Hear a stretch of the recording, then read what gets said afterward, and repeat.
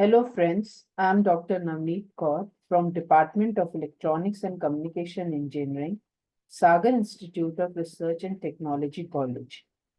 Today I am taking lecture on subject signals and system. The topic which I'll discuss in this lecture is operation on different signals.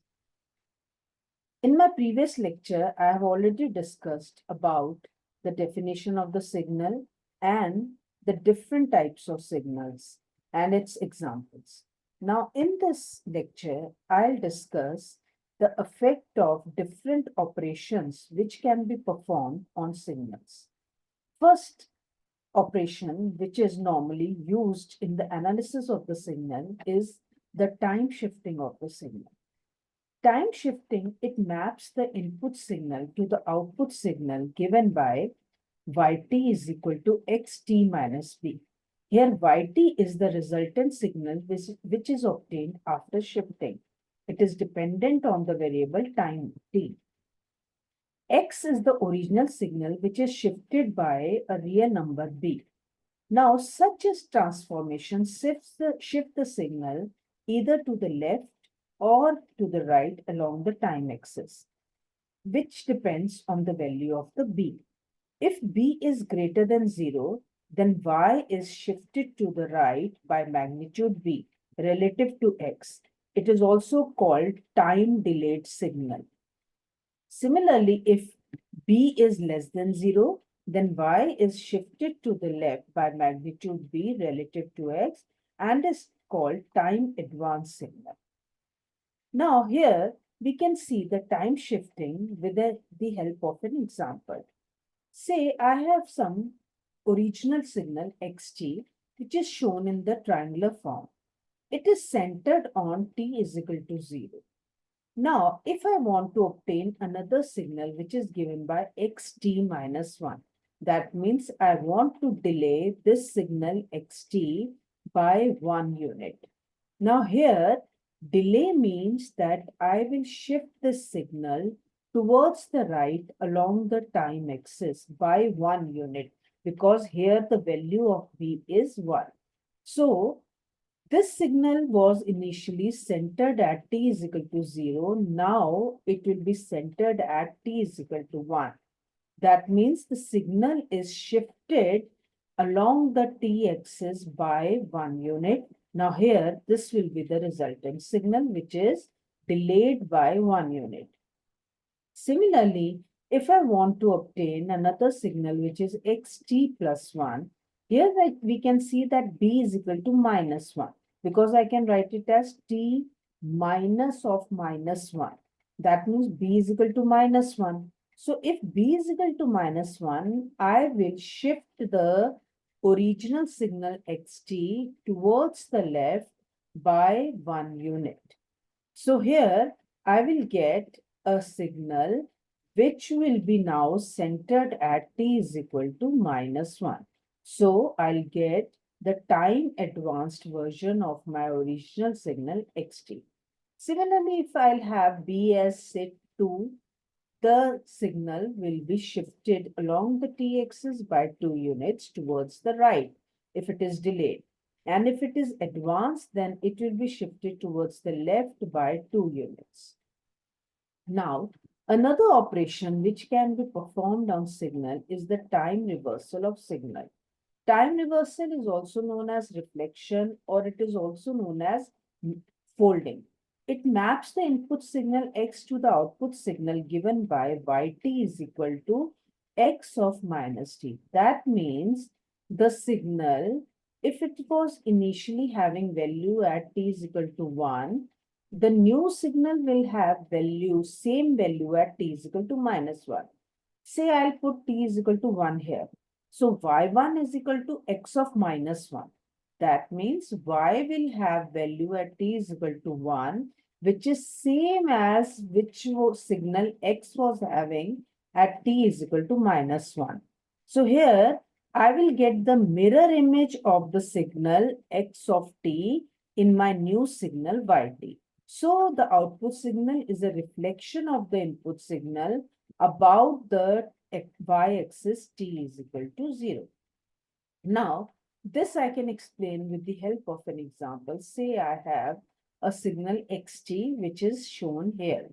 Now if I want to obtain another signal yt which is x of minus t, then I'll have to fold this signal about t is equal to 0. That means the values which was at t is equal to 1, 2 and 3 now will be at t is equal to minus 1, t is equal to minus 2 and t is equal to minus 3 and so on.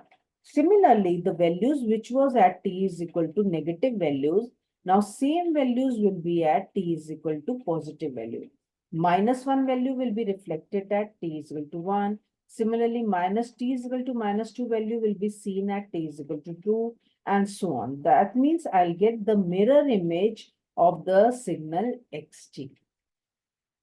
Now, the next operation is time scaling of signal.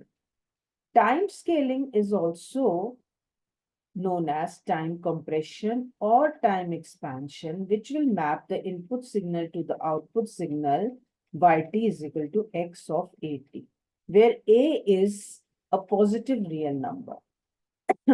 If a is greater than 1, then the resultant signal yt will be compressed along the horizontal axis by a factor of a relative to x. Similarly, if a is less than 1, y will be expanded along the horizontal axis by a factor of 1 by a relative to x. Now, this can be shown in this example. Say I have a signal xt, which is shown here. Now, if I want to obtain another signal x2t, here we can see that it is time scaling because here t is multiplied by some constant value, say 2. This 2 is a, here a is greater than 1 because we know 2 is greater than 1. So now the resultant signal will be compressed by a factor of 2. This I have already discussed in my previous slide that if a is greater than 1, y will be compressed along the horizontal axis by a factor of a.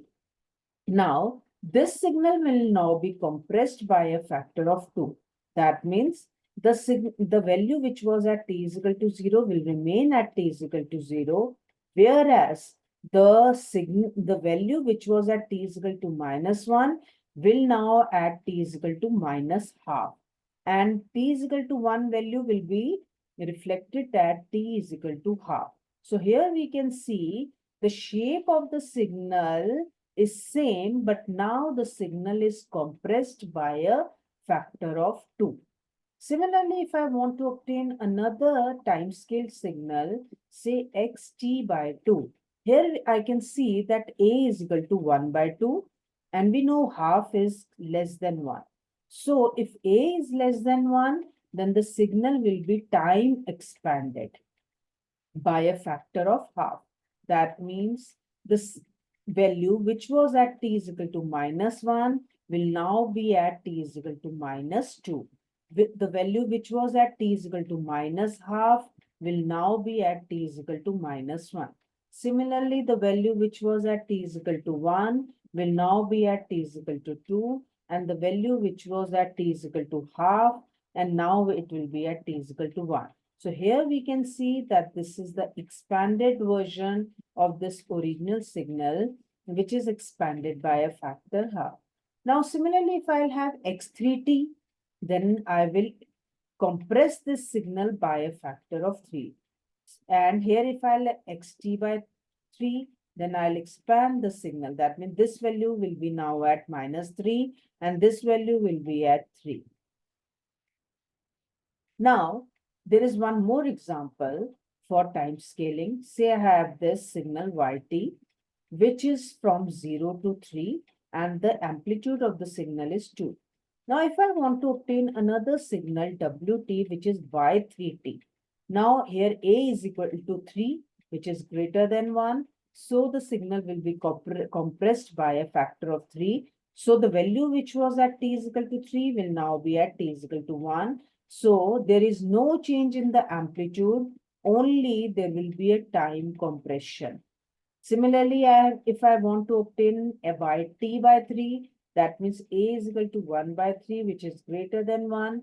So I'll expand the signal by a factor of 3. So the value which was at t is equal to 3 will now be at t is equal to 9. So the signal will be expanded.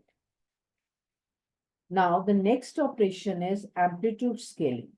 Amplitude scale signal is shown as y t is equal to axt. That means instead of multiplying a with t, a is taken as a coefficient of xt, where a is a real number. Now the output signal is now expanded and compressed in amplitude and are reflected about the horizontal axis. Whereas in time scaling, the signal was expanded or compressed with respect to time axis. Whereas here in amplitude scaling, there is a compression and the expansion along the y-axis. Say I have signal xt, which is having maximum amplitude 1 and minimum amplitude -1. It is say in the form of a sinusoid. Now, if I want to obtain another signal 2xt, 2xt means the value which was -1 will now be -2. That means amplitude will be multiplied by now 2. The value, say at t is equal to 1 is 0. So 0 multiplied by 2 will remain 0. So here at 1, we'll have value 0. At t is equal to 2, it is having value 1. If I'll multiply 2 with 1, I'll get 2. So at t is equal to 2, I am having value 2 amplitude. So this will be 2xt. Similarly, if half xt, then I will compress the amplitude value by half. That means it will be -half and it will be +half at t is equal to 2. Say if I want to obtain -2xt, then the amplitude will be multiplied by -2. The value which was having -1 at t is equal to 0, if I'll multiply -1 with -2, I'll get 2. So here I can see at t is equal to 0, I am having value 2. Similarly, at t is equal to 2, the value was 1. If I'll multiply 1 with -2, I'll get -2. So here at t is equal to 2, I am having value amplitude -2. So this is -2xt. Now, after discussing some basic operation on the signal, now we will see some elementary signals which are normally used in the signal analysis. Now, first I'll have sinusoidal and exponential signals. Sinusoids and exponentials are important in system and signal analysis because they arise naturally in the solution of the differential equation. Now, sinusoid signals can be expressed as, say, a sine 2 pi f naught t, or I can write 2 pi f naught as omega naught. Say I'll write a sine omega naught t, where omega naught is 2 pi f naught, or f naught can be written as 1 upon t naught, where t naught is the time period of the sinusoidal wave. Now, after sinusoidal signal, I have real exponential signal, which is a e raised to power at. And I have one more signal, which is very important, which is complex exponential. That means I'll have e raised to power j omega naught t. Since there is a j factor here, so this is a complex exponential. And we know according to Euler's formula, ej omega naught t can be written as cos omega naught t plus j sine omega naught t, where now we can see A is the amplitude of the sinusoid or exponential signal, which can be seen in both the equation. F naught is the fundamental frequency of the sinusoidal signal, and omega naught is the radiant frequency. Now, all sinusoids and complex exponentials are periodic signals. That means they will repeat their pattern after every fixed interval of time. I've already discussed periodic and non-periodic signals in my previous lecture. Whereas real exponential signal is never periodic, it is always non-periodic signal. Now, another important signal is the unit impulse function. Now here, I must discussed that unit impulse function is the derivative of the unit step function, or unit step is the integral of the unit function. Now here, if I'll see that this is a unit step function with amplitude 1 upon a and width as a, where this value is minus a by 2 and this value is a by 2. If a tends to 0, then the width will be 0 and the amplitude will be infinite. So I'll get an impulse signal with width 0. So I'll have one impulse P is signal at t is equal to 0. The area under the impulse is called strength or weight. So the impulse signal is represented graphically by a vertical arrow, which is located at t is equal to 0. An impulse with the strength of 1 is called a unit impulse signal. So here we can see this height is shown 1. If I want to obtain, say, 5 delta t minus 1, here I can see I am having two operations on my signal. One is the shifting or delayed version, and one is the amplitude scaling, because here 5 is getting multiplied by the signal. So for shifting, I'll shift this impulse signal from t is equal to 0 to t is equal to 1. And for amplitude scaling, I'll increase the strength of this impulse signal 1 to 5. So this will be my resultant signal 5 delta t minus 1. Now, there are some properties of the impulse function. First is the sampling property. According to the sampling property, if I'll have some signal gt, which is getting multiplied by the shifted impulse function, and it is integrated between minus infinity to plus infinity, it is always equal to the second function, but located at the point where this impulse is being shifted. So since here I can see that the impulse is shifted to t is equal to t naught, so I'll have the resultant signal in place of this integral as gt naught. For scaling property, delta A t minus t naught is given by 1 of magnitude A delta t minus t naught. And the replication property says that the convolution of any signal with the impulse signal is the signal itself. So here I can see gt convolution with delta t is always gt. Now this is all for today's lecture. Thank you.